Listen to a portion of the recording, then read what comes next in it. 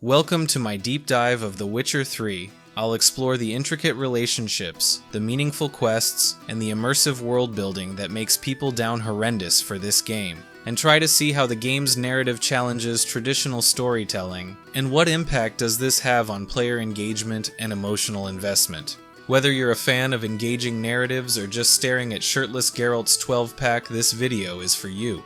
First up, let's dive into that story everyone keeps raving about. Geralt's journey to find Ciri isn't just another fetch quest, it's actually a pretty intense emotional roller coaster that had me hooked. The characters feel real, with their own baggage and drama, not just generic NPCs spouting one-liners. The world building here is something else. You know those games where the open world feels empty and pointless?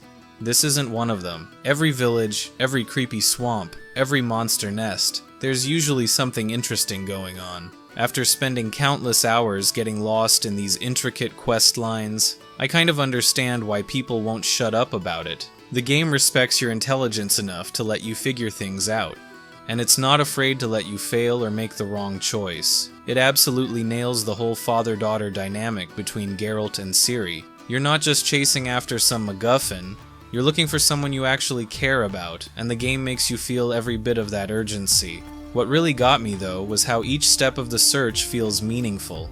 You're not just following quest markers, you're piecing together clues, dealing with the consequences of your choices, and getting caught up in all sorts of political drama and monster hunting shenanigans along the way. But wait, just when you think you got the story all figured out, there's a twist that will make you question everything. So stick around. I love this game, but we need to address the elephant in the room. The XP system is about as balanced as a drunk guy on a tightrope. You'll be swimming in experience points early on, but later, those same side quests barely move the needle on your XP bar. And don't get me started on the quest rewards. You'll spend 20 minutes helping some village elder find their lucky spoon, only to get rewarded with a rusty sword that's 10 levels below you. Thanks, I guess. It's like getting socks for Christmas, but worse. The leveled zones are another head-scratcher. Nothing kills the excitement of exploration quite like stumbling into an area where a drowner can one-shot you back to the loading screen.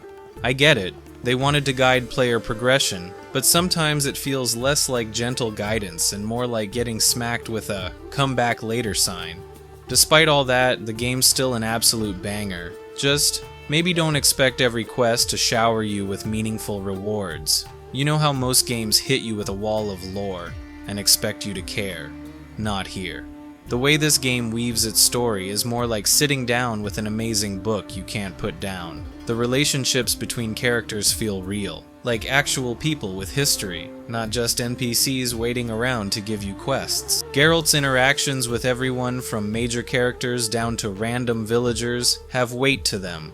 And speaking of quests, even the side missions have better writing than some games' main storylines. What really gets me, though, is how naturally everything flows. You're not just checking off quest objectives, you're getting wrapped up in people's lives, making choices that actually matter. And before you know it, you're invested. It's like the game tricks you into caring, but in the best possible way. Now let's talk about the elephant in the room, the combat. You've basically got two moves, dodge roll and fast attack. Sure, you can throw in some signs or use your crossbow, but after your 50th bandit camp, you're pretty much just going through the motions. Don't get me wrong, the combat's serviceable, but in a game where everything else is setting new standards, the fighting feels like it barely showed up. You know that moment when you think you're getting close to the end, and then boom, another massive region opens up? Yeah, Skellige, I'm looking at you. Listen, I love a meaty game as much as the next person, but The Witcher 3 is like signing up for a part-time job. Between the main quest, side quests, Gwent tournaments, and treasure hunts, you're looking at easily 100 plus hours. And that's if you're not getting distracted by every question mark on the map. The content is solid, but there's this thing called real life that keeps getting in the way. By the time I finish a session and come back a few days later, I've forgotten half the plot threads I was following. Wait, who is that Baron guy again? And why am I collecting these baby dolls? The game's fantastic, but sometimes it feels like it's trying to be your only game for the next 6 months. Maybe that's why some folks are so obsessed. But what's up with this open world that everyone keeps hyping up? You know what? they might actually have a point here. The Witcher 3's map isn't just big for the sake of being big. It's actually packed with stuff worth checking out. The world actually changes based on what you do too. Clear out a monster nest, and you'll actually see people return to that area. Make a choice in one quest, and you might find the consequences waiting for you 3 towns over. It's like the butterfly effect, but with more beheadings and magical explosions. Sure, sometimes you'll spend 20 minutes sailing around Skellige just to find another smuggler's cache, but most of the time, exploration actually pays off. You know how some games give you meaningful choices that change your playstyle? Well, The Witcher 3 decided to go with the throw everything at the wall and see what sticks approach. You've got your combat skills, your signs, and your alchemy. But then you realize half these skills are just percentage increases that you'll barely notice. Oh wow, my Igni sign does 5% more damage. Game changer. Sure, some builds can get pretty wild once you're deep enough in, but getting there feels like doing your taxes. And the whole, you can only activate a limited number of skills thing. It's like being handed a massive buffet but only being allowed to eat from 3 plates. Why give us all these options if we can't actually use them? I still love this game to death, but let's be real. The skill tree isn't exactly its crowning achievement. Then the game basically throws this entire medieval chemistry set at you and expects you to figure it out. And sure, at the start you can get by just spamming swallow potions and calling it a day, but then you hit that first really tough monster contract, and suddenly all those fancy potions start looking pretty appealing. Here's what's actually cool though. Once you get into it, this whole preparation aspect makes you feel like a proper witcher. You're not just some dude with a sword anymore. You're actually studying your targets, brewing specific potions, and coating your blade with the right oils. Now, I know what some of you are thinking. But doesn't this make the game too easy? Well, yeah, kind of. Once you master alchemy, you basically become a walking apocalypse. But isn't that exactly what a witcher is supposed to be? A highly trained monster hunting professional who uses every tool at their disposal? The real question is, does this system add to the game, or is it just another example of people overhyping The Witcher 3? After spending way too many hours hunting for wolfsbane, I'd say it actually does make the game better, when you bother to use it. Jerry has a struggle with his pockets though. You'd think a professional monster hunter would invest in a bigger backpack, right?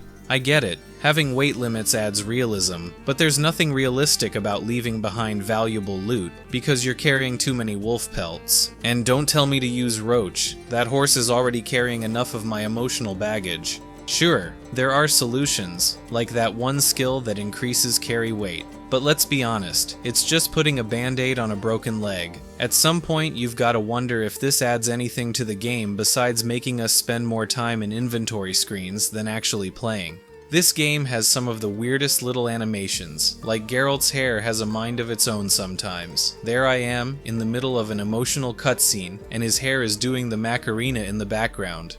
But here's the thing, and this is what makes The Witcher 3 special. None of this actually matters. It's somehow become part of the game's charm. What's great is how the game doesn't hold your hand through moral choices. There's no glowing good option button. Sometimes you think you're doing the right thing, and 3 hours later, you find out you've accidentally orphaned an entire village. Yes, people are absolutely obsessed with this game, but after sinking 200 hours into it, I kind of get it.